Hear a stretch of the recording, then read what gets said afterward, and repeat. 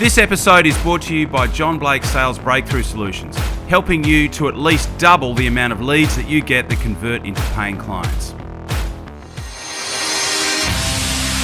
Welcome to the Master Dealmakers Secrets Podcast.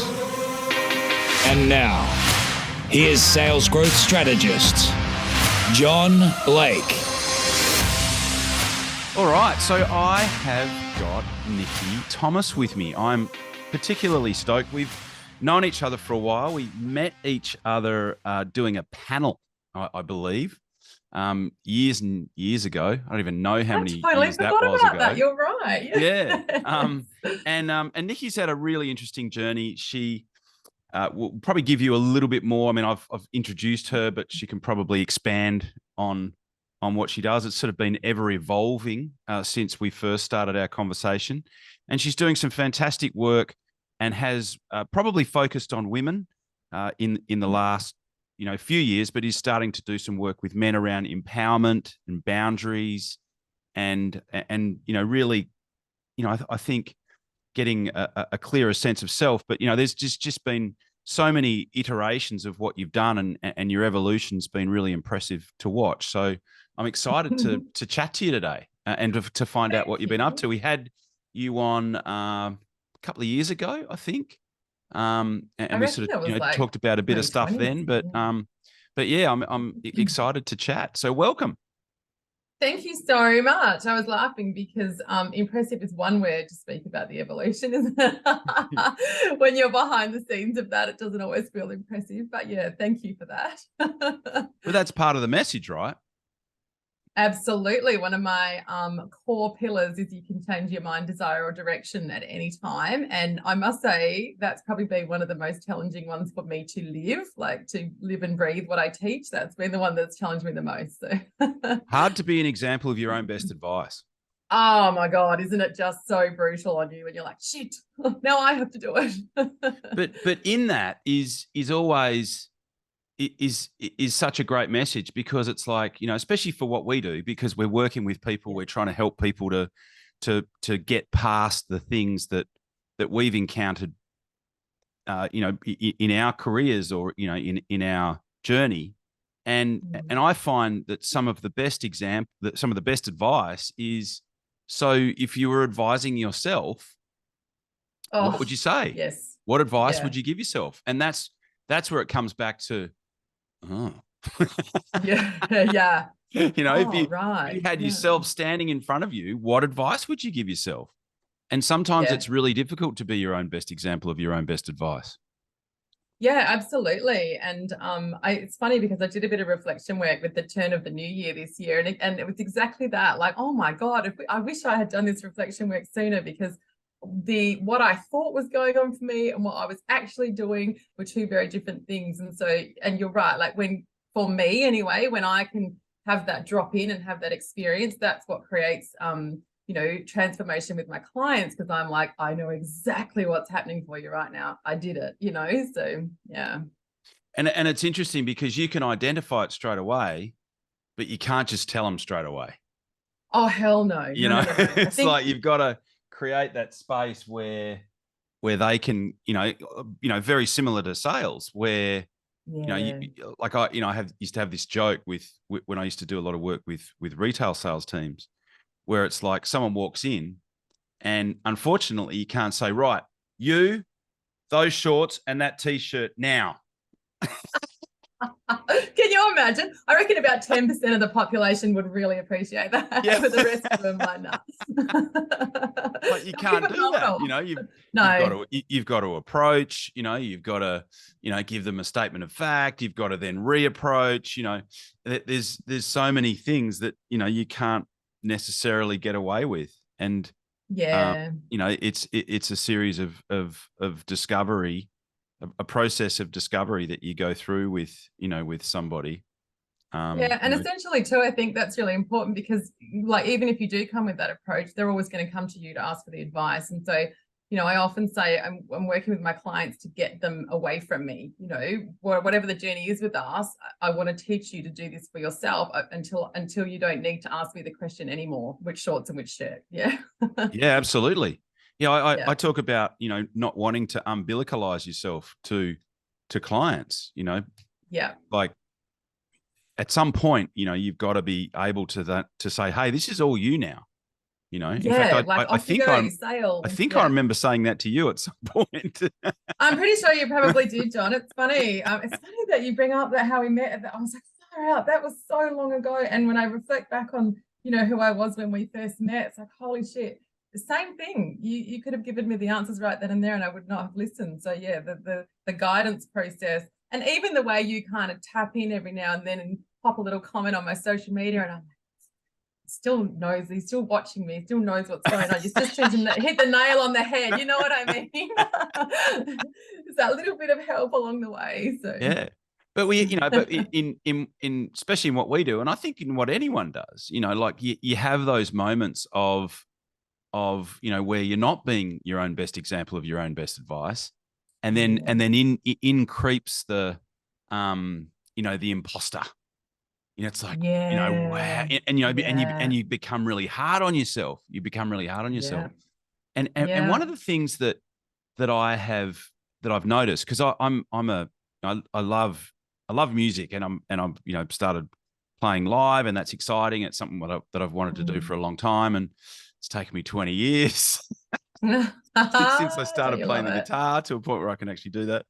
But one of the things I noticed is that all the best musos and all the best, speakers and all the best comedians, the ones that are just really at the top of their game, they're on that precipice of self-doubt, and that's what it is that really makes them want to go that, try that extra, and be really detailed and meticulous and particular about all the things that they do, because they're just teetering on that precipice of self-doubt, and am I doing it? How did I go?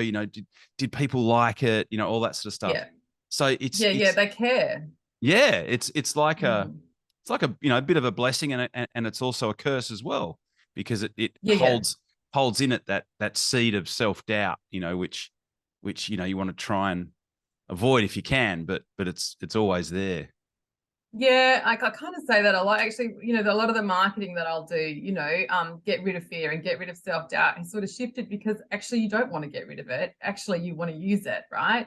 And that's kind of what you're saying too. You're on that precipice where you're using it to be better, not using it to let yourself retreat, Yeah.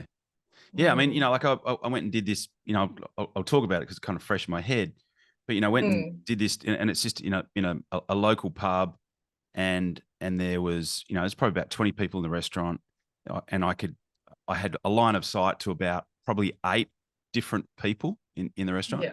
And you know what it's like. You're in a restaurant, you're in there to talk to your family, have a feed, maybe you're having an important conversation with your wife, or, or discussing something.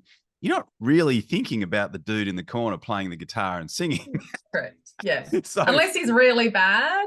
Yeah. You know what I mean? Unless he's really bad, he's not getting your attention. So like I get to the end of the first song, and there's part of me that's sort of thinking, geez, I wonder if anyone's going to clap. Yeah. Does anyone like it? And it's good just enough. Like, and there's dead silence. And I finished the first set, and I'm like, geez, I wonder. Man, that is personal development on steroids, isn't it? Self-assurance, self-validation in that space. Like, that's it. And as it turns out, I had a couple of people, a couple of the staff and a couple of the punters come up and tell me that they enjoyed it at the end. Thank God. Like, yeah. Thank God. But it's like that thing where on the I'm sure you've seen the video of the New York subway, where they've got like, one of the world's most premier violinists, and he's playing, and no one is giving him anything. Like, he is, everyone's totally ignoring him. And there's a couple of reasons for that. And the obvious one is that, people are busy, they're trying to get from A to B. But the second reason is that the vast majority of people aren't tuned in to what fantastic music sounds like. They're not tuned into that. Like, if I was to walk past and hear someone, like, I'd go, wow, that guy's really good because I've got an ear for it. You got the Whereas ear, the yeah. vast majority of people walk past it and they're just not tuned in for that. They're like, oh, that's nice, whatever. Yeah, yeah. It's like, like, mind you, people are there's paying someone him playing the hundreds guitar. of dollars I mean, a seat. there's someone playing the violin. Yeah, exactly. So yeah, it's interesting. So tell me about some of the work and the breakthroughs that you're having with the people that you're working with. I mean, what I perceive is obviously going to be very different to what it is that you're doing, but it's like, I get a sense that you're working with women that perhaps feel like they're stuck. They're in a they've almost like they're sort of cornered in their world, and they want to kind of break out of that, but they've got opposing forces in the people around them that have a particular expectation of what they what they can and can't do, and it's like asserting themselves in those type situations. Would that be accurate? Yeah, absolutely. Absolutely. So usually people will come to me and they're attracted to the messaging because they've never felt it, like the warrior energy that, I'm going to stand up for myself. I'm going to say what I want. They're either attracted to it because they've never felt it, or they're attracted to it because they know that they've done that before and they know they're fully capable of it, but something's happened in their world. So they've either had a significant event like, some workplace bullying, or they've been sacked, or there's been a marriage breakdown, or some kind of big thing has happened and they've lost that confidence. And that's, I find they're even more frustrated because they're harder on themselves, because they're like, I know I'm better than this. You know what I mean? I know I can step up. I know I can do that job, but they've lost that confidence. So, so they absolutely come in, and it's usually a really, intricate process of unpacking what's underneath all of that. Yeah. What's underneath all of that fear and that challenge and the belief sets and who they think they are, and identity, as you would know, and then back to that breakthrough where they go, oh, that's right, I remember this now. But almost like we said before, John, like I'm holding their hand. I say, dependency creates independency. So they depend on me for a little while until they're back into that independent space. And those that have never felt it before, that's a whole period of just risk-taking, courage for them to step out of, who they've identified with their whole lives. But as soon as they get some success, you probably say this as well, success breeds success. Then we just start to build on that. We start to build on that trust bank that they're creating for themselves, so they can get that internal validation. So they can sit on a stage and have no one clap and be like, no, that's okay. Yeah. Because I mean, it's interesting that you should say that, because my wife said to me, she goes, well, you're obviously not doing it for the money. Yeah, no, like, you're doing it for the love. You really don't, you really don't get paid enough at all, No. although I'm sure some musicians, that's what they do, and that's how they get their money. But it's probably a bit like coaching. We all start off, charging nothing, don't we? And then it's experience and brand, and who you are is more important than what you can do sometimes if you're building a brand. Yeah, exactly. So that's fascinating. They people that they used to have it, but somehow they've fallen off. They've lost their sort of way along that track. Yep. And then there's people that have never had it. I mean, straight away when you explain those two scenarios, I'm reminded of what we do with salespeople, because one of the things that we're doing at the moment is working with companies to hire salespeople, and we're taking it right from working out the actual profile of the person that they want to making sure that we've selected the right person. There's a whole bunch of screening that we do. It's like a behavior profile, but the whole process comes back to this single question. It's like, how can we set this guy up for success? What is it that we can do to hedge our bets so that when he starts to when he makes his first sale, which for a salesperson is crucial, because if until you've made that first sale in a new sales role, there's the confidence is not there. But 100%. Once you've made that first sale, you're off.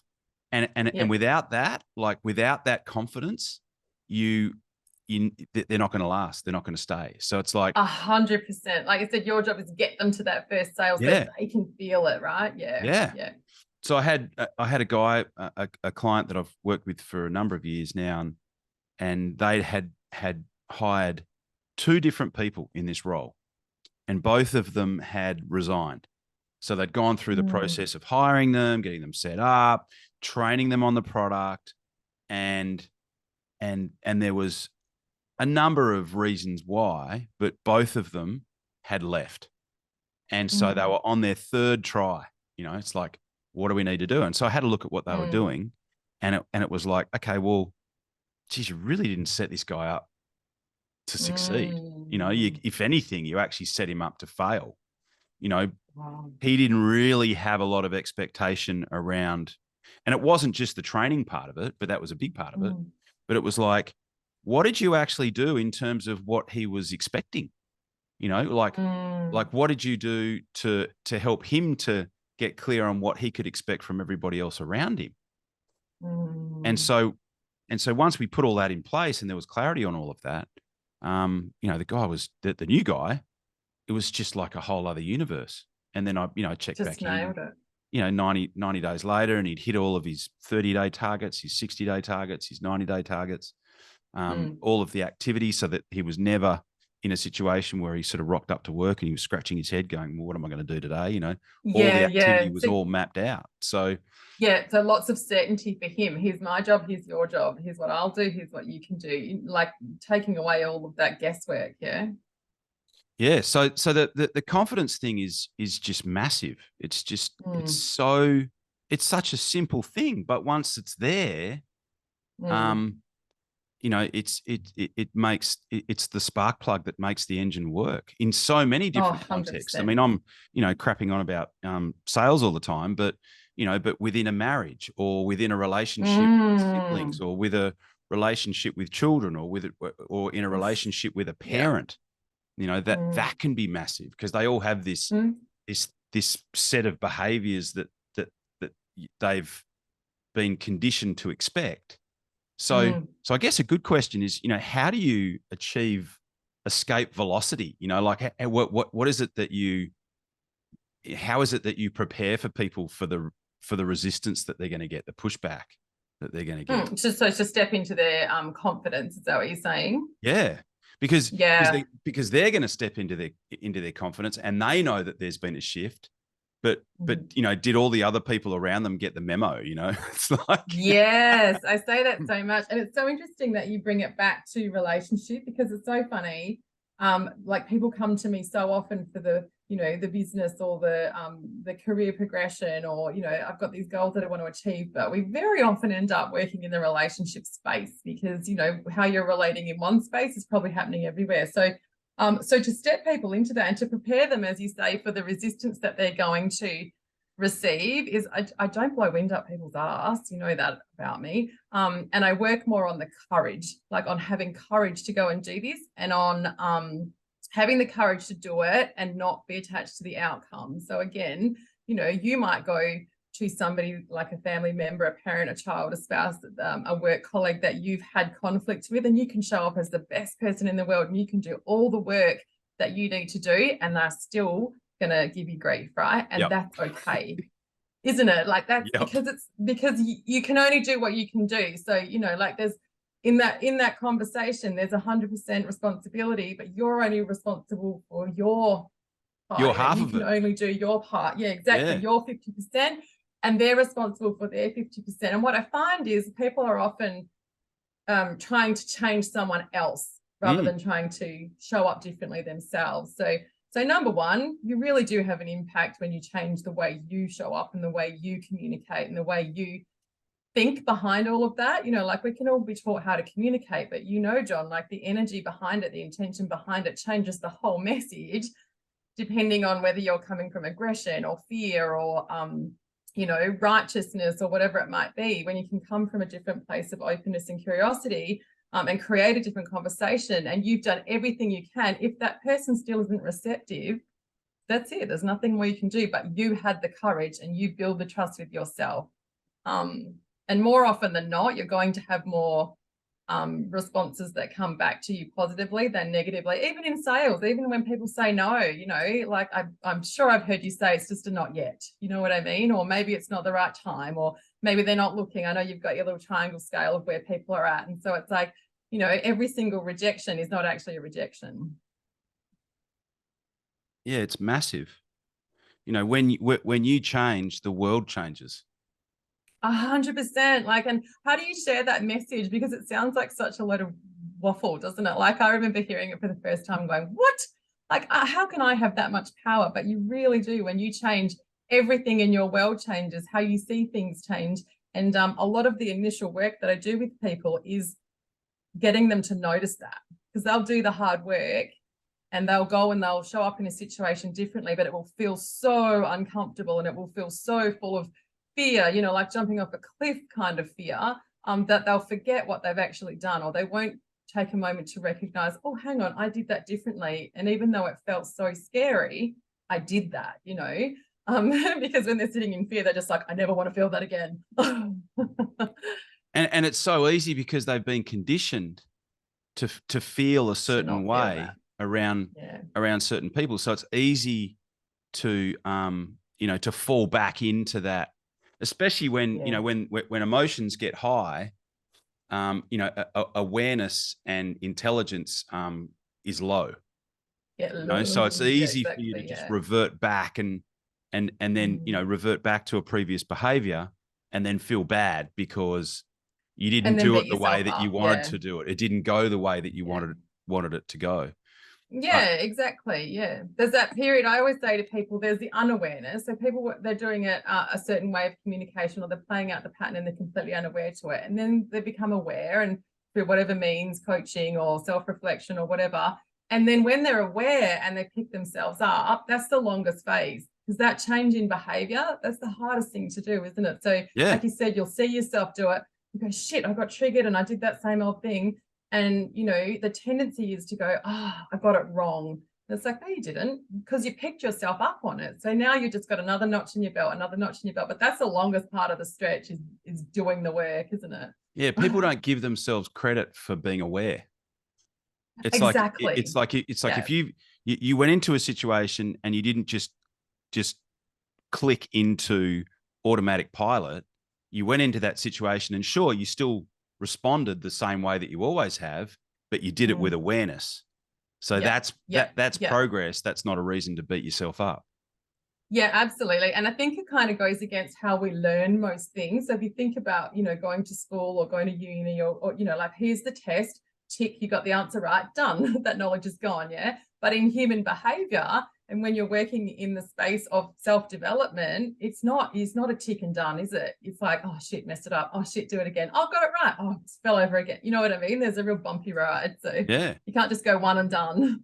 Yeah. And it's just, you know, it's so easy to beat yourself up. I mean, you know, there's a couple of things that that sort of come to mind. One of the most powerful things that I have learned around, you know, how other people, you know, deal with you is sometimes there's a tendency, and it's, you know, I think that the you know, the popular term for it is gaslighting, you know, whereas the person says, we all do it, you know, and you talk to someone and they say, oh, and you say, oh yeah, you know, and this happened. And the person says, no, that's not how it happened at all. You know, no, you know, you've got that wrong. You know, oh, you know, are you okay? No, that's not how, you know, what is something wrong with your memory? You know, blah, blah, blah. And there's two different, because we remember things differently, right?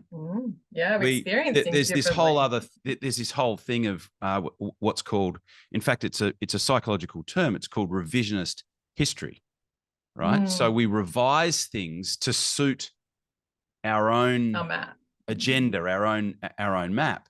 And so if you're, you know, talking to somebody, especially someone who's close to you, and they say, oh no, you've got that wrong. No, that's not what that wasn't the way it happened at all. Rather than having an argument about who's right and who's wrong, one of the best things that I've read recently is to simply say, we remember that differently. Yeah. Oh, Jesus Christ, that makes me want to smack you in the face. How good is it? How good is it though? Yeah. We clearly remember that differently. Yeah. Because, I don't say it that way. I say this is how I'm experiencing it. It's not the truth, but how I experienced it was X, Y, and Z. Yeah. Yeah. Mm. Yeah. We obviously, that's the same thing, but you're expressing it from a personal perspective. But but when I read that, and I've actually used that when I've been in the presence of two other people that are that are having a difference of opinion about how something happened, and I've diffused a couple of arguments by saying, well, you guys obviously remember this differently. Yeah, because how fierce are we with our memory? We're like, no, this is what happened. And it's like, again, as soon as you can move into the space of possibility, it's possible that I experienced it differently to you, isn't it? It's just possible that maybe I had a different, thing going on than what you had going on. And from that place, it's like, we can be a little bit more open and forgiving, and hopefully come to some kind of resolution rather than like you said, arguing like a lawyer, the facts, the right, the wrong. It's like, mate, you'll be right, but you will be alone the rest of your life. Because who knows who's right and who's wrong? Correct. Is anybody even right? Because again, you're observing it from a third party perspective and you're like, well, actually, I'm seeing a whole nother thing here. So, yeah. And the other experience around, changing, when you change, the world changes around you, was that sort of came up for me as you were talking before, was my experience of giving up drinking. Wow. Yeah. I speak to so many people who are going through that journey at the moment. Yeah, that's a big one, isn't it? Yeah. Yeah. So I gave up drinking. It'll be 4 years in April. Wow. So I and it's so funny. It's like, alcohol is the only drug that when you tell somebody that you've given it up, they assume that you've got a problem. There's something wrong with you. Yeah, exactly. Like, what's wrong with you, mate? Here, have a drink, especially in our culture. I think, I don't know, Europeans quite the same. But it's interesting, isn't it? Yeah. Again, a really big personal development journey. One of my girlfriends did it for a year, like gave up drinking for a year. And I interviewed her about that specific topic because it was like, well, how does that reflect on you? And again, even some of my clients that have done it and they're like, oh, we can't go on dates anymore. I'm like, what the fuck? Like, who made it that you had to drink to go on a date? You know what I mean? Like, so conditioned, isn't it? Yeah, it was quite bizarre because, I mean, the reason I gave it up is because I just got to a point where I'd just have like one beer and I'd get a headache straight away. Or I'd have 2 beers and I'd wake up with a headache the next day, and the headache would last for, and so it was just like, wow, I'm just not getting anything out of this at all. I'm not getting Except drunk. for habit. Yeah. And so, and so I gave it up, and it's been 4 years. And what I've noticed is that you're training all of the people around you. And what I've found is that it takes about 3 exposures to your peer group to get yourself to a point where they accept that you don't drink anymore. Like, oh, that's a thing now. You're not just saying it. Yeah, because the first time they're going to go, come, mate, what are you doing? Like, what are you? Come on, we're watching the footy. Have a beer. Kind of thing. Yeah. And you're like, no, I'm good. And then the second time they'll try it on again, and then the third time they'll probably try it on again. But after that, you're done. They're good. They're just not even going. They're not even going to offer. And if anyone else offers it to you, they're going to go, mate, what are you talking about? Like, the guy doesn't drink anymore. And, and because they're your friends, they'll start to defend the choice that you've made, and other people, will actually start to fall in line. But in most people that are sort of anywhere from 40, maybe late 30s, 40s, 50s, it's probably going to take you a couple of years to go through all of those peer groups. Yep. And that's why it takes a while to get to that sort of escape velocity. Yeah. So that you know, that Absolutely. was a really interesting thing around, you know, personal empowerment and sort of training the people And did around you, you. John, when you did that, did you go through a period of feeling a bit disconnected? Like, how was your belonging in that space? Like, you know, in the initial phases when people were like, oh, you're different. Like, how did that feel for you? Oh, like, so straight away, I had friends that I realized, and through no fault of theirs or mine, but I Yeah. had friends that I realized that that was the only thing I had in common with them.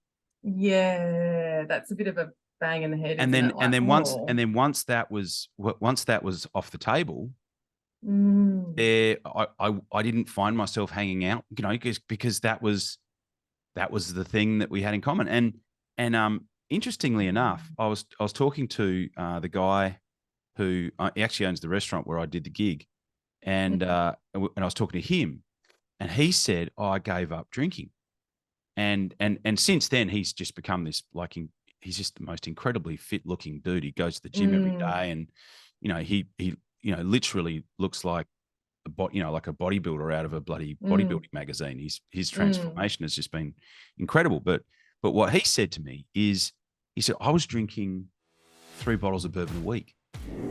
A lot of people who listen to the podcast want to know what we do over at Master Dealmaker Secrets. And effectively what we do is we work with sales professionals and business owners all over the world who are seeing massive increases in their top line sales revenue. So we help business owners and sales professionals to effectively focus on the 3 key drivers to growing sales revenue in your business. The first one is controlling the message that you send out into the marketplace so that potential clients see and hear and read what you do as an opportunity as opposed to your competitors. The second thing that we do is we help you to create a direct path to the 20% of your ideal clients that will deliver 80% of the revenue. So everyone knows the 80-20 rule. We help you to develop a direct path to the 20% of the people that are going to give you 80% of your sales revenue in your business.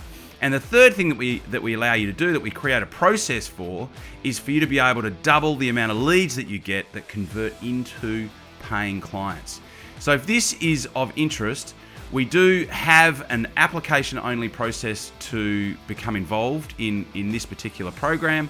And to get to there, all you need to do is to go to www.johnblakescall.com. So it's JOHNBLAKESCALL.com, and there's a couple of questions to answer there. And then what you'll do is get on a quick conversation with me, and I can find out a little bit more about what you've got going on in your business and see potentially whether what you are doing would be a fit for what we could help you with. And at that point, I can extend an invitation if it's a fit, and you can make the choice to come on board or not. So that's the opportunity. That would be the next step if you're looking at how you can take things to the next level. If you're enjoying what you're hearing on the podcast, if you're getting value from it, I invite you to do that, and I will look forward to talking to you. The website is www.johnblakescall.com. Talk to you soon. That's drinking, huh? And then and so he's given it up. But what he realized is that he had to actually he and his wife had to rediscover the, you know, they had to rediscover their relationship with each other. They end up having, Yeah. Who are they? yeah, because there Mm. was you know, there was them without drinking, and then there was them with drinking, and it was like alcohol was like the third person.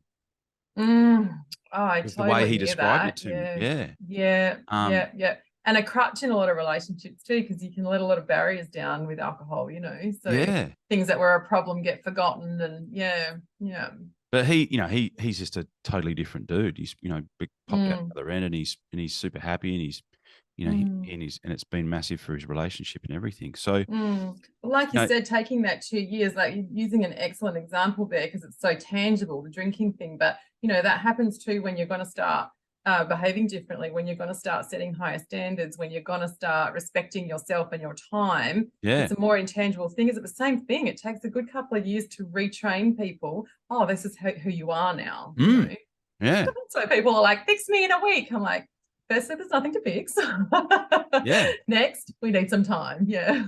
And that's what everyone that I've spoken, that's what I've said to everyone. It's like 80% of it is training all of the people around you to expect a different, a different outcome in the same circumstances, the same set of circumstances, and you're training the people around you to expect a different outcome. Yeah, exactly. And I see that a lot when I'm working with people, especially women who sit on the sort of more codependent side of things. All of a sudden, when they start to work on that, they start to realize there are a lot of people in their lives who lean more on the narcissistic side. I don't like to say they're narcissists because we all have narcissistic behaviors, but they lean more that way, and they get quite disappointed in themselves. Oh my God, are all the people in my life, narcissists who I've been attracted to? It's like, yeah, they fucking are. Because now you've shifted, but give them the opportunity to shift with you. You know what I mean? When we change, we have to have compassion that other people don't know who we are yet. So we have to, like you said, we get to three exposures. I love that. Like 3 exposures to go, hang on a minute, I'm not doing that anymore. Hang on a minute, I'm not doing that anymore. Like, until they sort of drop in. And some people will take longer than others. So and some people will really resist it. Like, I remember rocking up to this party, and this this particular lady that I've known for a long time, like ever since I was a kid, and I've rocked up, and she said, "Oh, so what do you want to drink? You want a beer? You want a wine? You want champagne? You want a vodka? You want And I'm like, nah, I'm not, I'm not going to drink tonight. And I had a bottle of sparkling mineral water with me. And she's like, "Oh, come on, come on, what are you doing? Come on." And I just turned around and I said, "Are we still friends?" Yeah, exactly. That's what I said. Is this a joke? Like, yeah, I said, are we still friends? And that was, they were like, yeah. But sometimes that's what it takes. Well, if someone's really giving you a hard time, sometimes that's the kind of, what would you call it? The pattern interrupt. Correct. Yeah. It's like, hey, absolutely. this is what I'm doing. Yeah, exactly. And this is how it's different. Is that now. okay? Are we still friends? Yeah. And the thing too is, if we're not, that's cool. You know what I mean? And I think that's where the courage and confidence comes in too. Like, it's okay to let people go without judgment and just go, that's cool. We're in different places now, Yeah. You do you. Kitty boo boo. Yeah, exactly. I'm doing me. You do you. Yeah, it's funny though, isn't it? I went to a party at Christmas time and I took my 16-year-old and there was no non-alcoholic drinks there at all.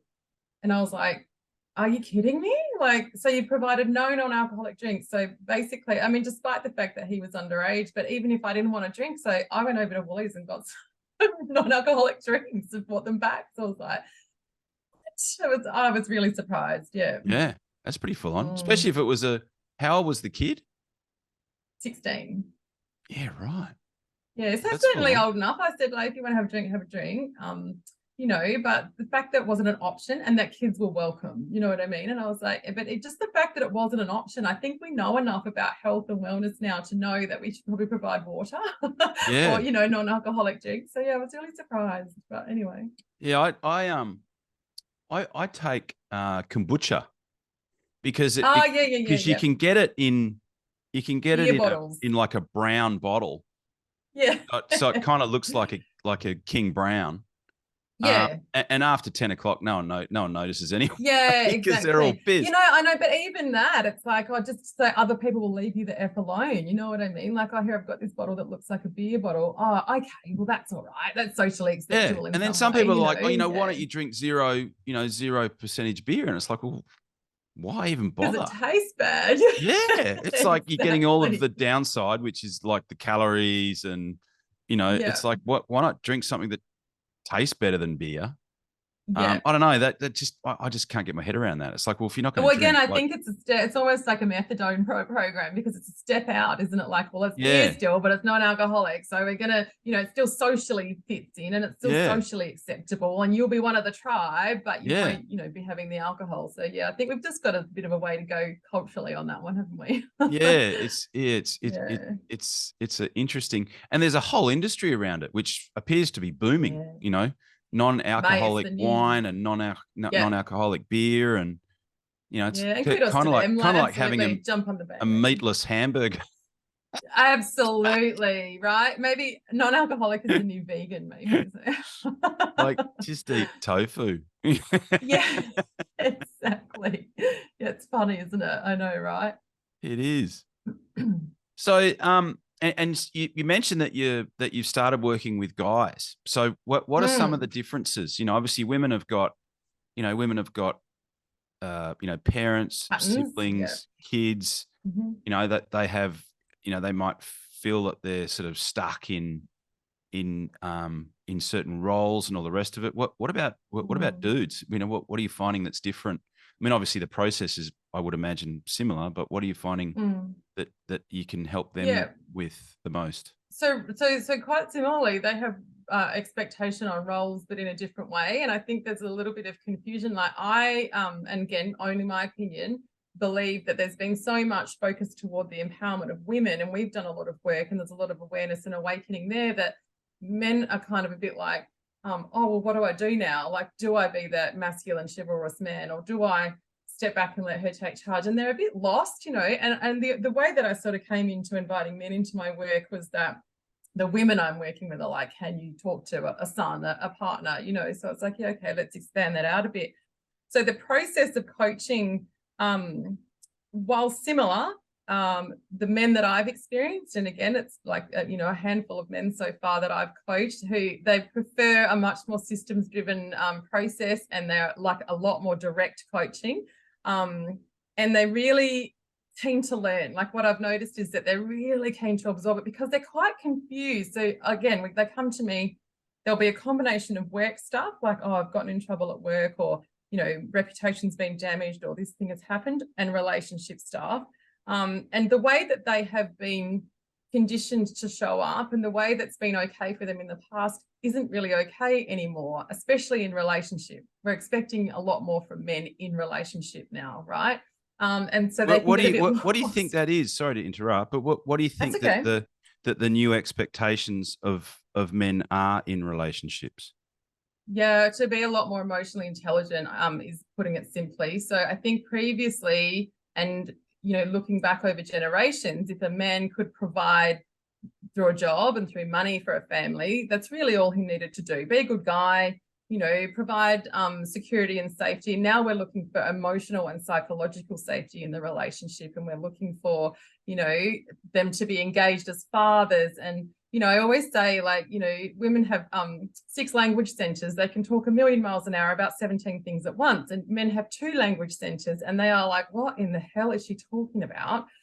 So learning to communicate differently, like I said, slowing the women down, and giving the guys time to actually express themselves. And vulnerability is massive risk for a lot of men. You know what I mean? So really creating that, if we move into that functional, feminine space where men feel safe to be a bit more vulnerable, but women are so tired of it. They're like, oh my God, I haven't got the time and energy. It's like, well, and that's your work to do. Yeah. Yeah, it's massive. It's so massive. And like I said, I sat on that one. Well, I didn't say, but when I decided to do it, I was like, oh, shouldn't I? Like, my branding is really towards empowerment of women. But going through my own separation, and 2 years down the track, and how we've navigated that, and all the work that I've done, I have a real compassion for the male in these situations as well. And I'm like, I actually think I've got quite a bit of value to bring in this space. So like I said, I've done the one-on-one coaching with them, and I've just opened up my events for everyone. I've had to change the titles and change the names, and change the branding and everything, and let's just start letting them creep in so that we can expand that message. Awesome. Yeah, because Yeah. what I've noticed, and I've had a couple of conversations with various people about this, but what I've Mm. noticed is that that it's almost like the masculine has become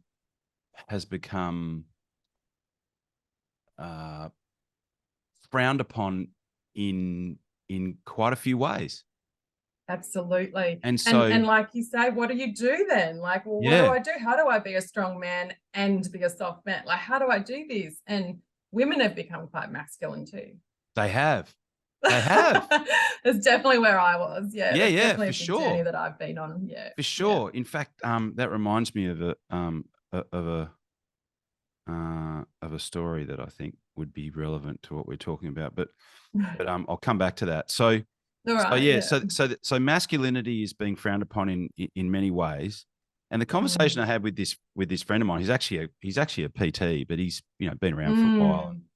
And he said, now there's these two extremes. There's this sort of homogenized man on one end of the spectrum, which is a man that's meant to be almost like you said, emotionally intelligent, provide psychological safety, and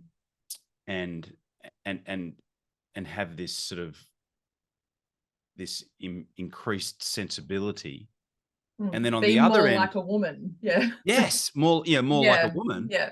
And then on the other end of the spectrum, you've got all these special forces guys, tearing around the place, suggesting that you need to be this alpha male, this, this testosterone,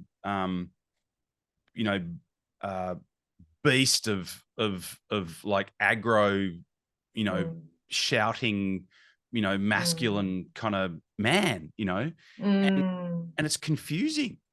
It's like it's terribly confusing, because that's not the way it works, but that's it's not actual masculinity, is it? No, but it's typical media. It's always having two extremes, left and right, black and white, all this this extreme crap, and it's like anything, it's a combination of things, and I don't think I think being emotionally intelligent is really important. I think providing psychological safety is important, and I think at some points it makes sense to to have that really strong masculine side, but absolutely, we're being forced to sort of choose a side, and I just think that's bullshit. Oh, that's exactly right. And this is why I did a conversation in my Facebook group on International Women's Day, because I used to be quite opposed to the vibe of International Women's Day. It came from a place of victimhood, right? And yeah, we're good enough, and like, don't tell us we're not, kind of thing. And it's like, well,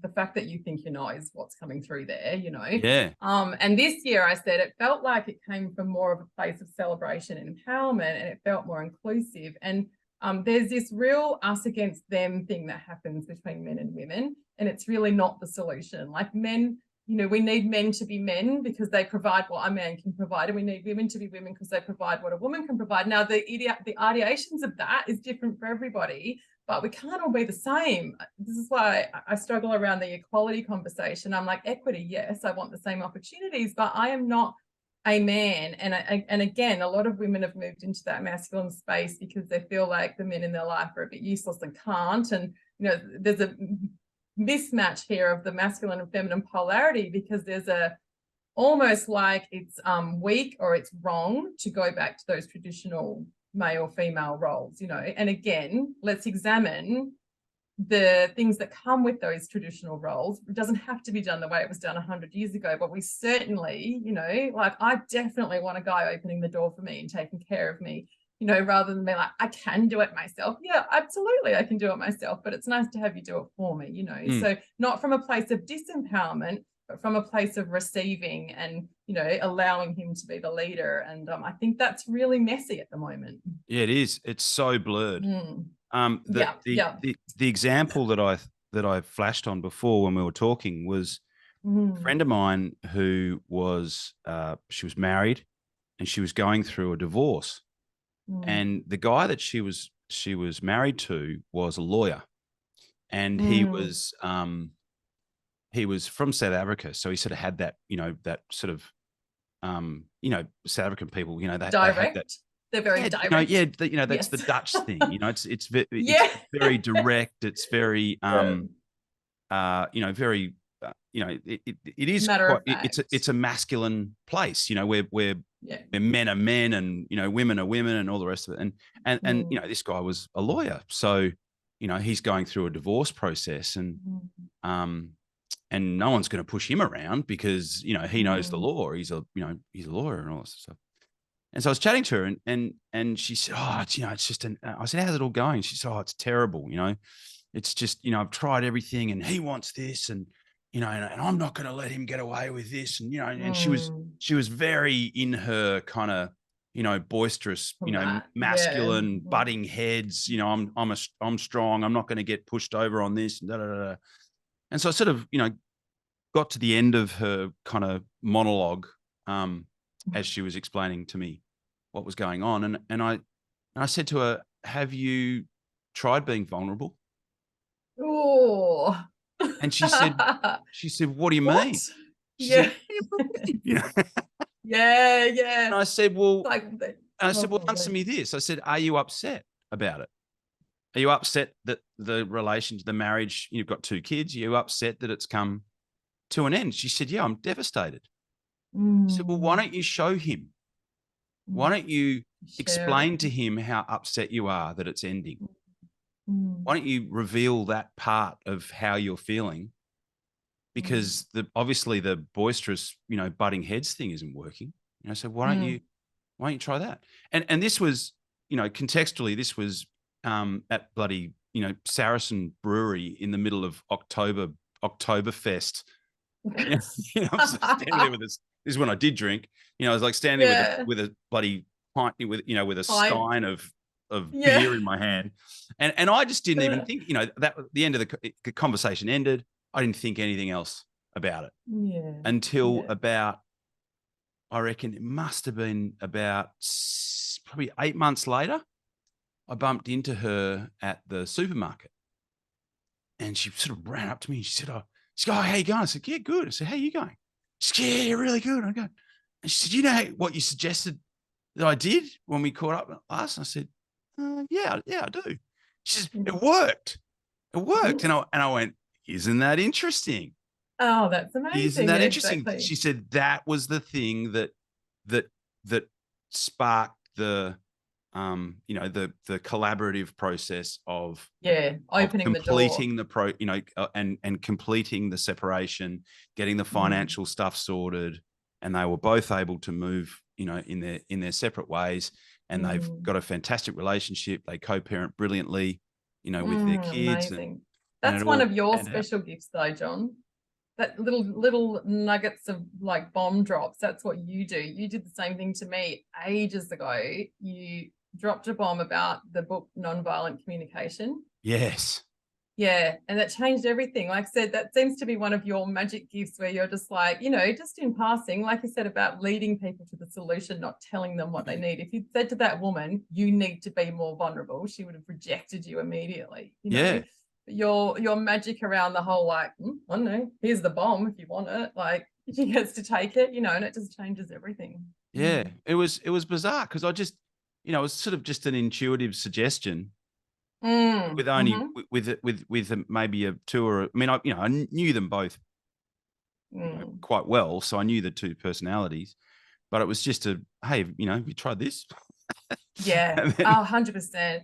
That's always the solution, isn't it? And like I said, I think again in personal development, there was a period of time, and I'm guilty of this myself, where it was like, be stronger, go harder, provide more of a push, you know what I mean? And it's like, actually, then we're just going to end up at war. Yeah. And nobody's happy, whereas we can let our guards down. The analogy that I use with men is like they've probably built up a brick wall in front of them, and we're just going to take one brick down at a time because it's a bit overwhelming to let all those guards down all at once, isn't it? But when you let those guards down, you let all the love in as well. You let all the good stuff in, and not just keep all the bad stuff out. So yeah, absolutely. Vulnerability is massive.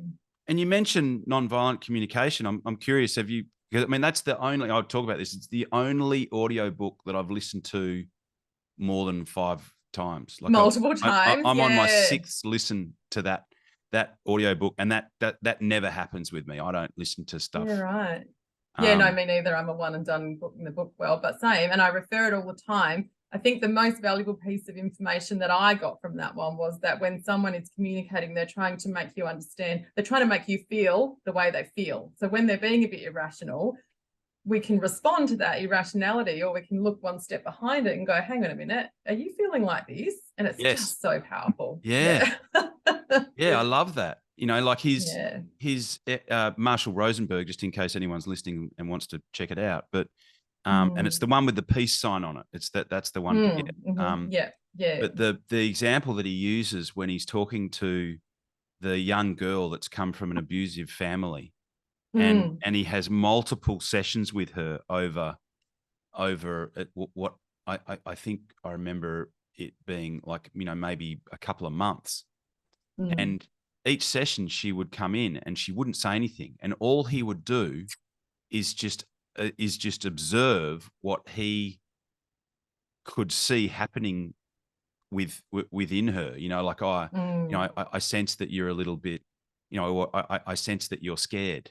You know, I can sense that you perhaps don't feel confident enough to share with me what's going on. And then over time she started to talk, you know, because all he was doing was just observing rather than, and then that's that fine line between observing and judging, you know, rather than just observing what you sense in someone, and creating a trust for her as well, you know, saying like, hey, I sense this is going on. Because when the word sense as well, rather than it looks like you or I feel like you, it's like, oh, I sense this around. It's very, you know, open, isn't it? It's not you or me. It's just like, maybe this is right. And it creates a trust maybe this is right, absolutely. But maybe I've got it wrong, you know. 100%, maybe I'm observing this incorrectly.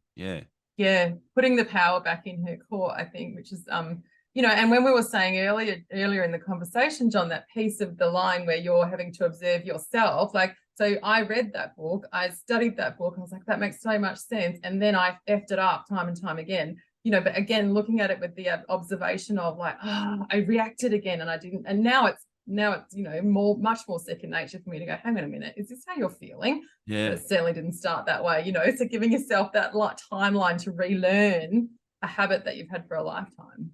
Yeah, my favorite example was I went on this retreat to Karamas in Bali. It was like a surf kind of business thing that a friend of mine was hosting, and so of course I put my hand up and said that I'd come along and talk. Just so that I could go surfing for like a week. And we were surfing Karamas, and Karamas is you know, a lot of the breaks in Bali have become very localized. Like when surfers first started going to Bali, there really wasn't any Balinese surfing, but over time they've started surfing, and they've started surfing really well. And you know, they can see what's going on through social media, what happens in other parts of the world, and so they've become very localized, which means that, you know, the locals will hog waves, and they can get quite nasty to tourists, you know, which has sort of just, you know, evolved over the years. And so I was out, and the other thing that happens is that there's guides now. So there's Balinese guides that will take, and in most cases it's like a group of Japanese tourists, and they'll take them surfing, and the Japanese tourists will pay them so that they can, you know, go surfing at a particular break. But what the Balinese do is that they hassle all the other people out in the water so that the Japanese guys get the waves. They've got the space, because that's what they're being paid to do. And so we were surfing at the main break at Karamas, and there was and you know, I'd been sitting out there waiting, very, very patient. I'm a patient person. I'd been sitting there waiting very politely and very patiently for a wave. And so I took off on this wave, and I was already on it, and one of these Japanese guys took off behind me, it's the person who gets on the wave first has right away. But it looked like I had actually dropped in on this Japanese guy, and to the Balinese guy, especially, you know, this particular guy, he's a, you know, really good surfer. He's probably the most prolific local out there. And so because I'd been waiting patiently, I just kept going. I didn't pull out. And I got to the end, And I flicked out, and this guy's paddling towards me, and he's just feel so angry. And it's there's a couple of things going on. There's it's his work, it's how he gets his money. And so he's not only it's more a show. Yeah, it's his reputation now. Yes, it's his reputation. Yeah. So he's paddling towards me, and he's just, in his broken sort of English, just spitting out, the C word and the F word and just throwing every insult possible. And he's and in the back of my mind, I'm going, nonviolent communication. So I'm like, right, don't react. So I'm sitting there and I'm going, I can see that you're angry. Jesus, how'd that go down? And he's going, stop talking. And he's going, you go in now. And I'm like, and I know that this is the way that you make your money. And I can see that you're angry. I can see that you're upset about this. Oh God. And he's saying, go in. And I'm like, I'm not going in. And then I looked around, and, I looked around me out in the water, and there was not one white person. Oh, they all run away. And they were starting to crowd around me in the lineup. And I'm like going, oh my God, I'm the only whitey out here. Like a schoolyard fight, John. You're like, start chanting. It was so heavy. It was so heavy. Oh my God. Oh, how'd you pull out of that one? Did he back out? Yeah, he did. He did in the end. He did. Yeah, right. And you stayed in the water? I did. I said, I'm not going in. Man, you need to write to the people that wrote that book and be like, dude. Yeah. Yeah. Because that's a pretty intimidating situation to be in. I think I'd be like, okay, I'll go in and then I'll come back and talk to you or whatever. That's a pretty big way to hold your space, especially I know what the surfing culture's like. It's life or death out there, Oh yeah, it was full on. That's a massive testimonial for that method of communication. Yeah, I didn't go in either. I think, I just good on you. I said, nah, I'm not going in. And then I sort of sat there and then I put my hands up. And because he was, like tiny compared to me, but he had the, had all the locals around him, all the rest of it, and I put my hands up like that because I thought he was going to put his board in the water and let it spring out, so that was why I put my hands up. But as soon as I put my hands up, he just went like this. Like felt the threat of it. Yeah, because right. But it ended up working out okay, I think. Oh wow, magical. Yeah. Well, you got, you held your ground. I think that's important. Yeah, exactly. But yeah, what punch you in the face. So what an acid test for bloody non-violent communication. Oh, absolutely. My heart's racing just listening to it. I'm like, oh my God. Yeah, absolutely. That's what I mean though. Like, what a testimonial for that method of communication. Like, again, there's nowhere that it can't be utilized. But again, when we're emotional, we're not always thinking that way. Yeah, exactly. I mean, I certainly had high anxiety in that moment for sure. Oh, wow. I bet you did. Yeah, but those moments, they teach you you're alive, don't they? Yeah, exactly. Yeah. Exactly. So, Nicky, I'm mindful of the time, but it's been so awesome chatting to you. I really enjoyed our discussion today. And I think everyone that listens I think there's something in it for so many different people. I know. I think we've gone a few different directions. We have. We've talked about heaps of stuff. I think it'll be super valuable. So thank you again for coming on. It's always a pleasure chatting to you. Is there any particular resource or spot that you think that people that are interested would be a good place to begin their journey with you, or any of your resources that you want to suggest?